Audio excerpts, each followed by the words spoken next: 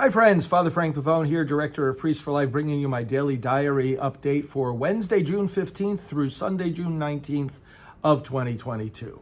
So I started out early at my desk on Wednesday the 15th. U.S. senators' offices contacted us to support a particular piece of legislation that can help pregnant moms. And so I did some work on that and preparing our statements of support. Set up a special staff call for later in the day and some work on revising some of our prayer cards. And then I got in the car after I got in the car right around the time of our staff briefing at 8:30 a.m., joined the briefing by phone because I had to drive over to Orlando to bless a pregnancy center. Now, on my way there, after the staff briefing, I took part in about a 45-minute discussion with some other national pro-life leaders in regard to the Dobbs case and in regard to opportunities for national legislation, federal legislation, after the case comes out. That call lasted until about 10, and right at that time, the Supreme Court started issuing its opinions for that day. And so I was on the phone with our communications team to watch carefully the opinions that were coming out to see if any of them would be the Dobbs decision. Of course, it was not. Then I arrived at the Pregnancy and Family Life Center in Inverness. I said Orlando, but I meant Inverness, Florida. I actually went beyond Orlando and had a beautiful service there and gave a talk. A lot of pro-life activists gathered there to not only bless the pregnancy center, but to bless their mobile pregnancy unit that is getting underway and will bring ultrasound and counseling and encouragement and hope to so many people here in Central Florida who might be thinking about abortion. After I did that service, I met for a while with the leadership of the pregnancy center. I was there for a couple of hours and then drove to the Orlando airport. But before getting back on the highway, I had a very important meeting with all of my staff and team and board of directors and talked with them on some upcoming responses that we need to make towards all these developments within the pro-life movement, and also updated them about a statement that I released then later in the week, talking about this unfair treatment that we get at times from certain bishops. You can read about all this on my website. So then, as I was driving to the airport, I spoke with some of our fundraising team, some of our administrative team, making plans, talking with staff from different departments. Got to the airport, settled in, checked in, had some early dinner while talking with our executive director over the phone, and then caught a plane to Nashville, Tennessee. Meanwhile, on emails as I was at the airport and on the flight, working on approving some bulletin inserts for the parishes. We send out bulletin inserts on pro-life, some social media posting, of course, especially of the events at the pregnancy center, and then arrived in Nashville, settled into the hotel, and went to bed. That was Wednesday the 15th. Thursday the 16th, the reason I was in Nashville, by the way, was the Road to Majority Conference. This is a political action conference put together by Ralph Reed of the Faith and Freedom Coalition. So he invited me to be a speaker at this event. So I'm going to have the schedule here in front of me. I started out on Thursday actually at my in my hotel room. I had to do some early emails in regard to our texting service. Some people like to receive text messages from us, and so we're upgrading that.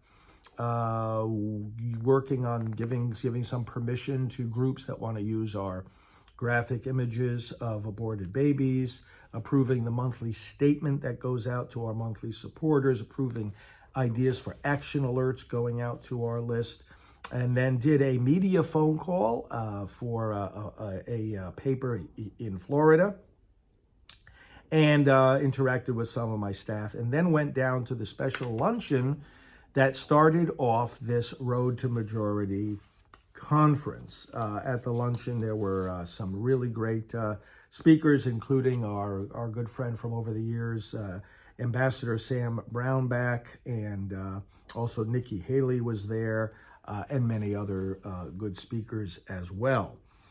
Interacted with the people, greeted them, and went over to the exhibit hall and also to Radio Row, in other words, the different media outlets that had their booths set up and they were doing live broadcasting. I was interviewed by a group called Women Impacting the Nation. Did some other interviews as well. A lot of times at these conferences, reporters are walking around looking for commentary, and so I did many of those sort of spur of the moment, on the spot interviews. Went back up to my hotel room for a 2:45 Zoom call with the Attorney General and Solicitor General of Mississippi. Solicitor Scott Stewart argued the Dobbs case before the Supreme Court.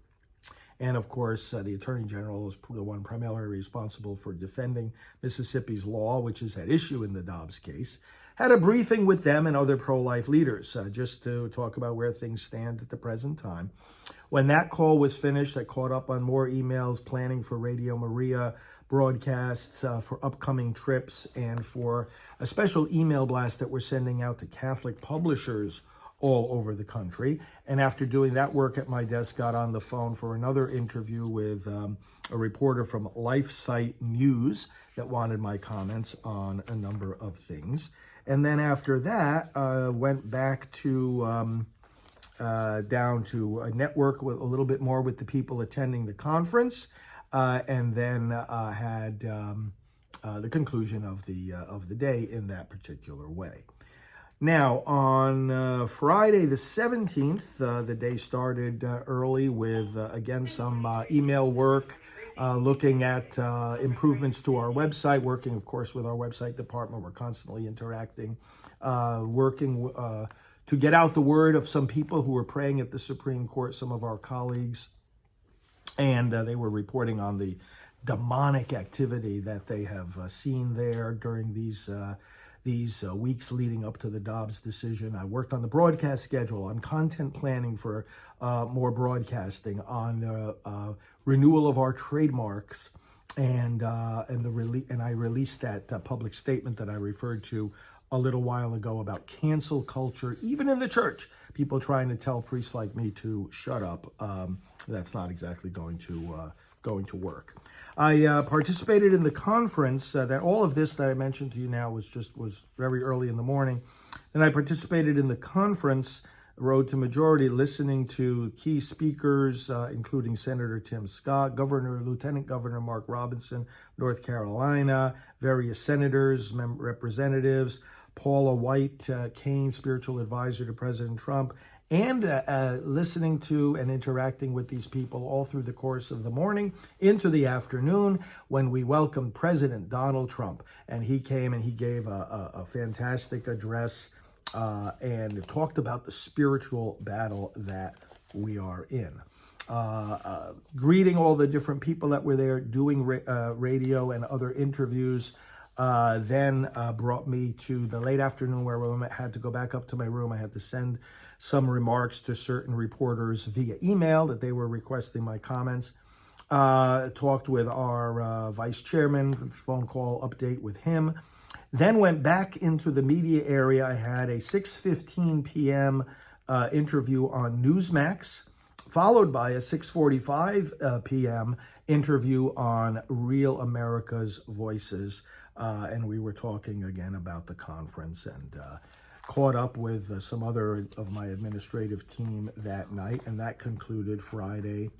And then I went to the evening session of the conference, which is a filming of a new pro-life movie called Life Mark, and it's about the true story of a young man in Louisiana who was adopted, and I know him and I know his birth mother, and the film is a shorter version of it was released some years ago called I Lived on Parker Avenue, and now this is a full-length movie about it.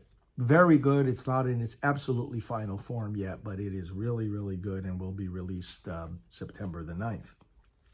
That was Friday the 17th. Saturday the 18th.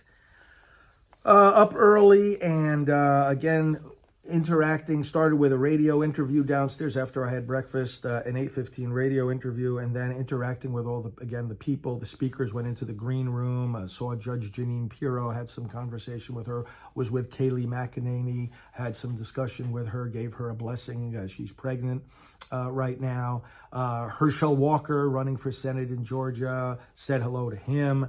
Various people like this. Pastor Robert Jeffress was there, and it was the day also for me to give my talk. So I spoke to the gathering in mid-morning on Saturday, and they were really fired up, and shared with them updates about abortion and also about the need for the church to speak into the realm of politics, as some of our church leaders still don't seem to know how to do. And then we had a special session, a pro-life session, one of the breakouts about the Dobbs case and its implications, and continued working and networking with all these people all throughout the rest of the day. And then in the evening, there was the Patriots Gala. Former Secretary of State Mike Pompeo was honored, as well as former Speaker of the House Newt Gingrich. So we were able to honor them and bring the conference to a beautiful conclusion on Saturday night. Then, Sunday the 19th, I got up early, did various packing up to leave the conference, had an early breakfast, got a ride to the airport, flew back here, worked on the plane on various emails and updates and interaction with staff and approval of press releases and plans for upcoming trips. Got to the airport, drove back to my office, and then spent the afternoon unpacking and just preparing for the taping of spots and various other tapings and meetings that I'll be having this week. And then had a Sunday early dinner with our executive director and a number of other key people at Priests for Life over at her house, and that was the conclusion of the day. Came back here, did some quiet work at my desk, and finished the day. So that's the Daily Diary update, June the 15th to 19th of 2022. God bless.